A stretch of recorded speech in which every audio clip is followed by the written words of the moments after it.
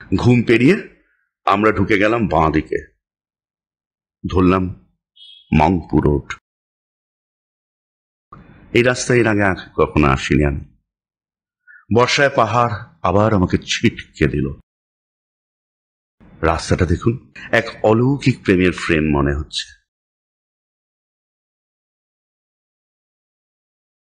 এসে পৌঁছলাম যোগীঘাট, এক ছুটে রিয়াং নদীর কাছে। জানেন, এই রিয়াং নদীর কথা প্রথম পড়েছি শক্তির কবিতায়। নামটা যতদূর মনে হচ্ছে তখনও রিয়াং খোলা থাকে। কেমন বয়ে চলেছে দেখুন। নদী, চারপাশে এরকম একটা নীলচে আভা, উপত্যকায় সবুজ চোখের শান্তি। সত্যি সত্যি এই যোগীঘাট যেন অজ্ঞাতবাসের একটি ঠিকানা। এই রাত্রি নেমে এলো। এবার আবার আমরা গিয়ে চললাম আমাদের গন্তব্য শিটং এর উদ্দেশ্যে।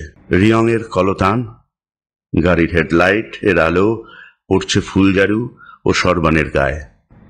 একেই বোধহয় ভয়ঙ্কর সুন্দর বলে, তাই না? এই এসে পৌঁছে গেছি আই লাভ শিটং সেলফি পয়েন্টে। এর সামনেই আমাদের হোমস্টে ইয়াং কটেজ। চলুন আগে টুক করে ঘরটা দেখিয়ে নি।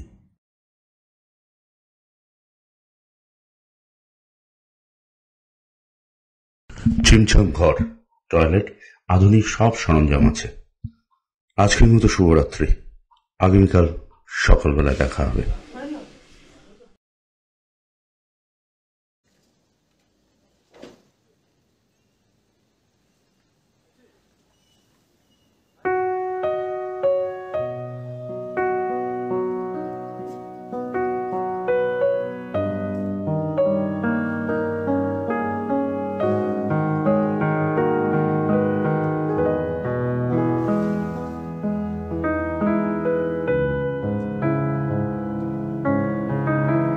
कंचनजंगा इस साइड से दिखाई देता ना। अच्छा, इस तरह।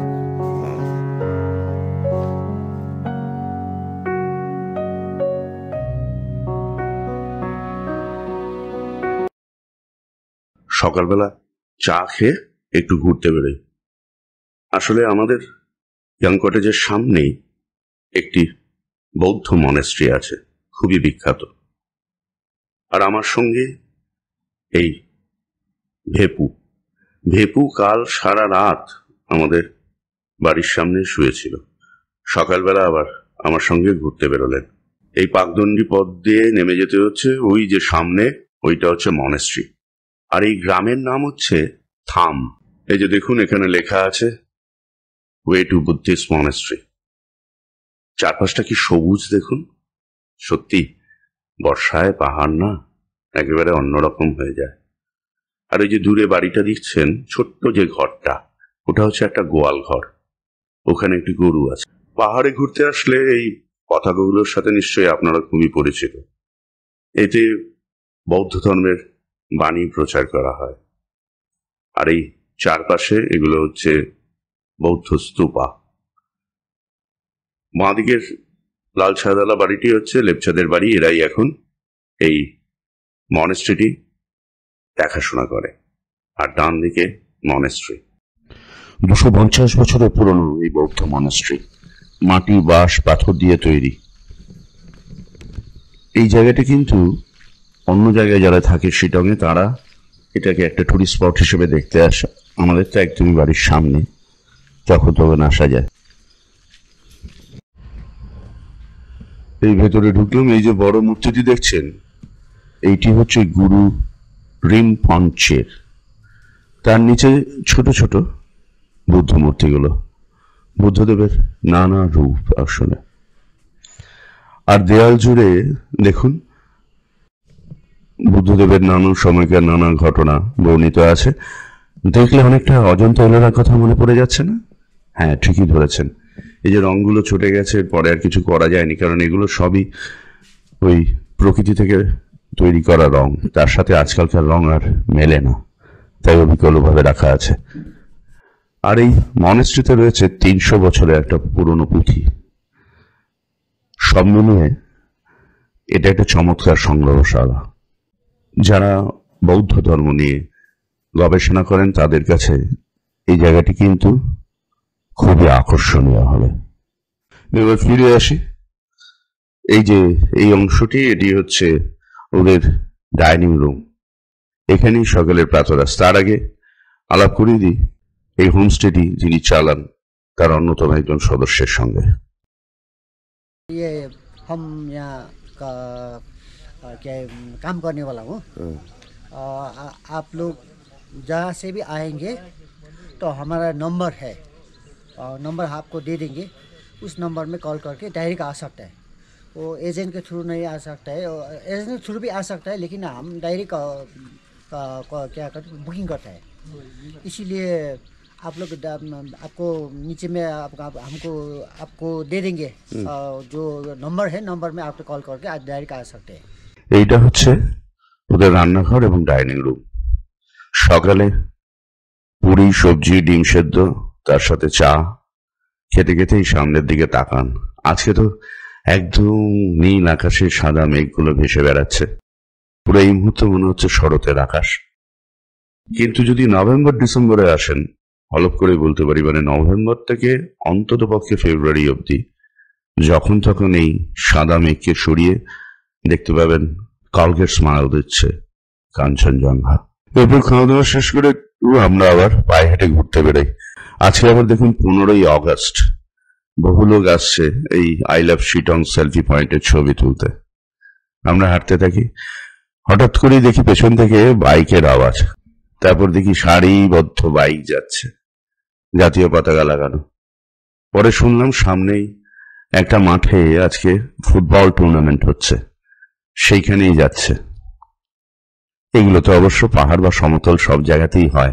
15ই আগস্ট একটা ওয়ানডে ফুটবল টুর্নামেন্ট, থর থর উত্তেজনা। যাই হোক, হাঁটতে থাকি।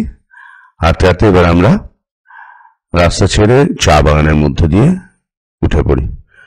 ওই যে দেখছেন ওইখানে, খুব স্পষ্ট হচ্ছে না, প্রায় আমার আঙুল বরাবর ওইখানে আমাদের যেতে হবে। এখন অন্তত মনে হচ্ছে তাই। চলুন হাঁটা শুরু করে দিই।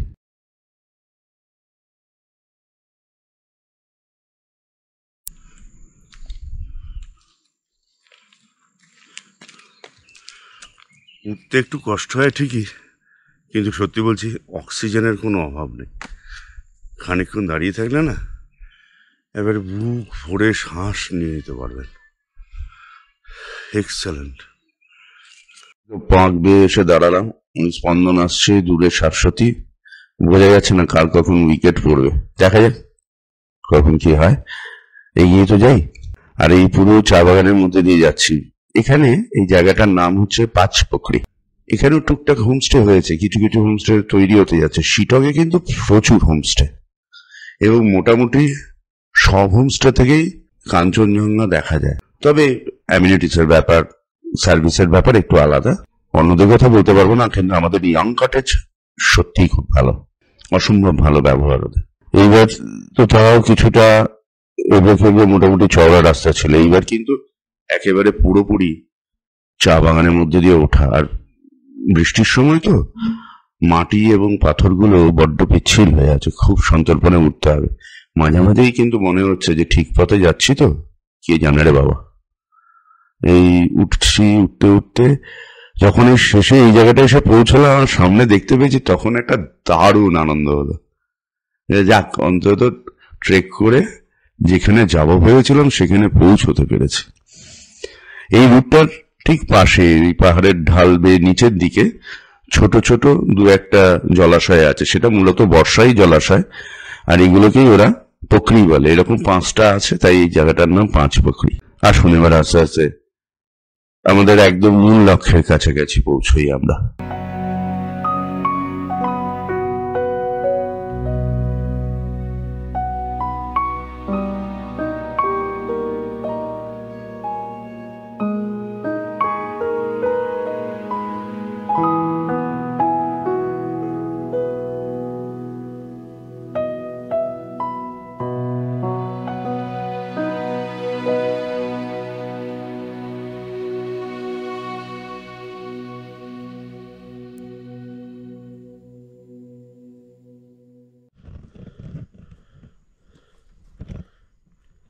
ফিরতি পথে এই একটা লোকাল দোকানে একটু বসলাম, একটু গলা টলা ভেজাচ্ছি, স্থানীয় মানুষের সাথে কথাবার্তা হলো। এই বাচ্চাটাকে জিজ্ঞেস করলাম, তোমার নাম কি? প্রাসিদ রায়। ও কোথাও স্কুল থেকে বা মাঠ থেকে ফিরছে আসলে, আমার হাতে ফ্ল্যাগটা দেখালো। এখানে একজন আমাকে আবার শিলংয়ে জমিতে ইনভেস্ট করার পরামর্শ দিল, বুঝুন।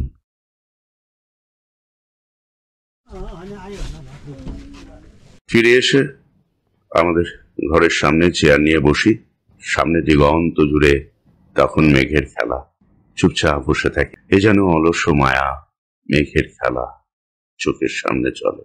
এই করতে করতেই কখন বেলা গড়িয়ে যায়।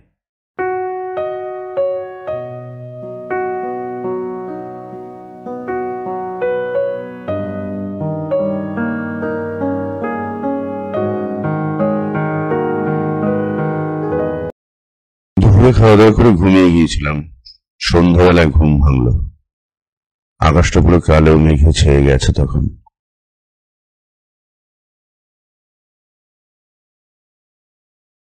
ওই যে দেবীকে আমাদের জন্য চিকেন মোমো নিয়ে আসছে। তারপর আরেকটু রাত বাড়লে শুরু হলো প্রচন্ড বৃষ্টি। মনে হচ্ছে গোটা পাহাড়টা গলে যাবে বোধহয় আজকে বৃষ্টিতে।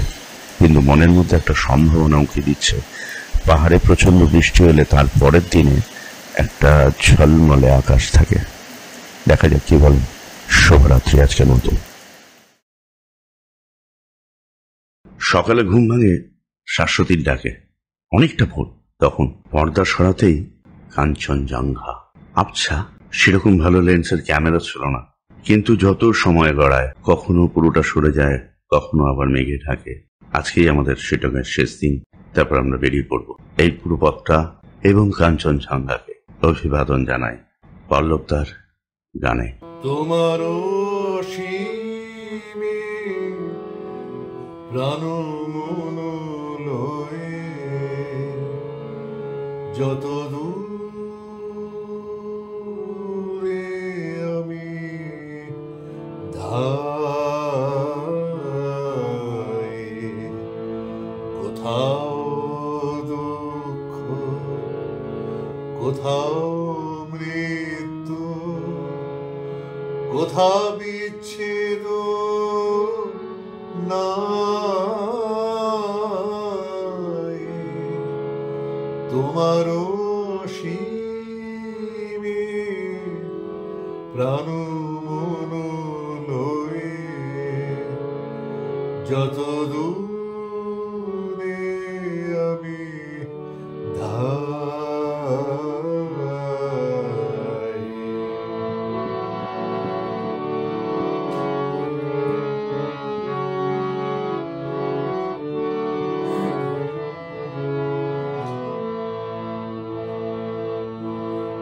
মৃত্যু সে ধরে মৃত্যুর রূপ, দুঃখ হয়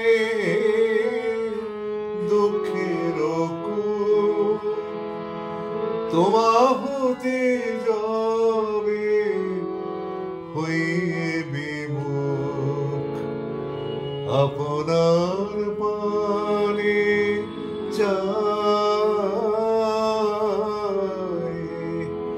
তোমারও সীমে প্রাণ মন লয়ে যত দূরে আমি ধাই।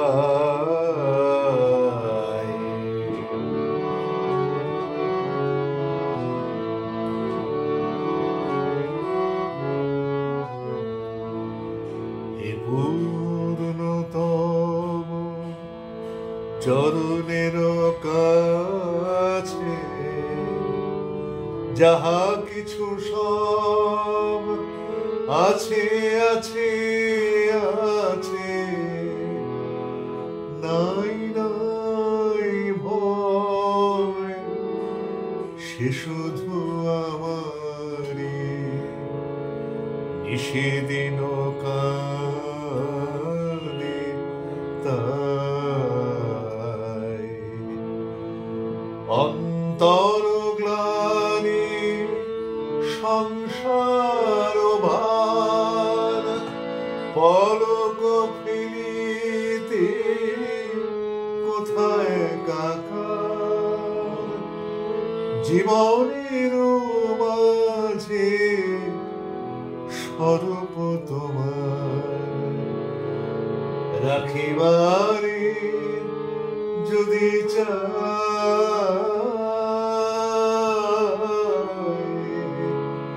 তোমারও শিবে প্রাণ মন লয়ে যত দূরে আমি ধাই কোথাও দুঃখ কোথাও মৃত্যু কোথাও বিচ্ছেদ নাই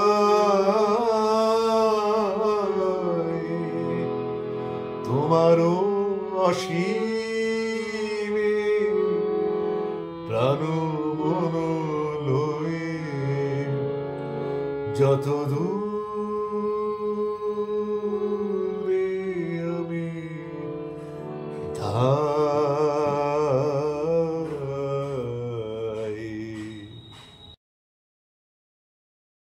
একদম ঠিক কাঁটায় কাঁটায় পৌঁছেও দেয় রাত্রি 10টায়।